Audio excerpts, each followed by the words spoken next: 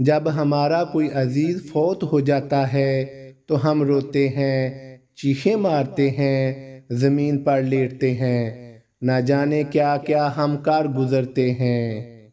ख़वातीन अपने फौत होने वाले के गम में चीखें मारती हैं, ज़मीन पर लेटती हैं, सर से अपनी चुन्नी कपड़ा उतार देती हैं, हाल अपना बुरा कर लेती हैं। ये इंसान की एक आजमाइश होती है। अल्लाह ताला माल से जान से अपने बंदों को आजमाइश में डालता है। बस जिसने सब्र किया, जो उसकी रज़ा में राज़ी हुआ, उसने फ़तह पा ली। उसने इस दुनिया में और आखिरत में कामयाबी हासिल कर ली। जो हमारा अजीज़ फौत हो जाता है, हमें चाहिए कि हम कुरान और हदीस के मुताबिक ज़िंदगी बसर करें। हम ऐसे काम करें जिससे फौत होने वाले को सवाब पहुँचे।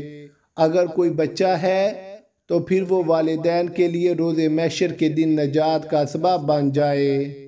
हमारी ज़िंदगी में हमारे लिए बड़ी बड़ी आजमाइशें आती हैं, बड़ी बड़ी तकलीफ़ें आती हैं। बहुत से गमों को हमें अपने सीने में छुपाना पड़ता है, अपने सीने से लगाना पड़ता है।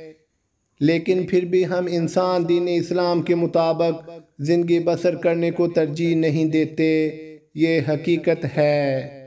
हम पर जब कोई तकलीफ़ आती है, कोई मसला हमें पेश आ जाता है जो हमारी पहुँच से बाहर हो, तो हम अल्लाह से दुआ मांगते हैं। हमारे दिल में ये होता है कि अल्लाह ताला हमारे इस मसले को हल कर दे, हमारी तकलीफ़ को दूर कर दे। देखो, नमाज, रोज़ा, हज, ज़कात, इखलाक, ये तमाम काम जब हम करते हैं, हम अपने अल्लाह से दुआएं मांगते हैं, तो हमारी दुआएं कबूल होती हैं। नबी करीम सल्लल्लाहु अलैहि वसल्लम, जब आपका बेटा फौत हुआ तो उसका सर मुबारक आपकी गोद में था और आपने भी अपने आंसू बहाए, लेकिन आपने चीखो पुकार नहीं की। इससे हमें ये सबक मिलता है कि हमें चीखो पुकार करना, शोरगुल के अंदाज में नहीं रोना चाहिए।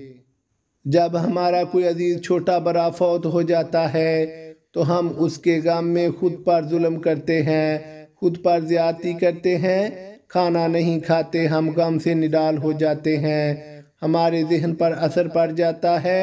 ये कोई बड़ी बात नहीं, हमें सब्र करना चाहिए, हमें खुद को कंट्रोल करना चाहिए और कुरान और हदीस के मुताबिक ज़िंदगी बसर करनी चाहिए। जो हमारे अजीज़ फौत हो चुके हैं, हम उनसे मोहब्बत के बड़े बड़े दावे करते हैं, बड़ी बड़ी बातें करते हैं, मगर एक काम से हम बाज नहीं आते। गुनाहों वाली ज़िंदगी को हम छोड़ने के लिए तैयार नहीं।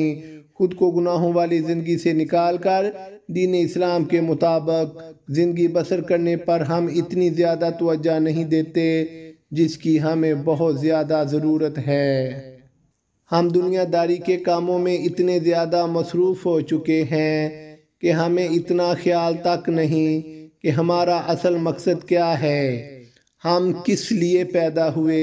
हमें अपने असल मकसद की तरफ जाना होगा, उसके मुताबिक ज़िंदगी बसर करनी होगी। ये दुनियादारी के काम हमें आखिरत की बेहतरी के लिए हमें तैयारी नहीं करने देंगे।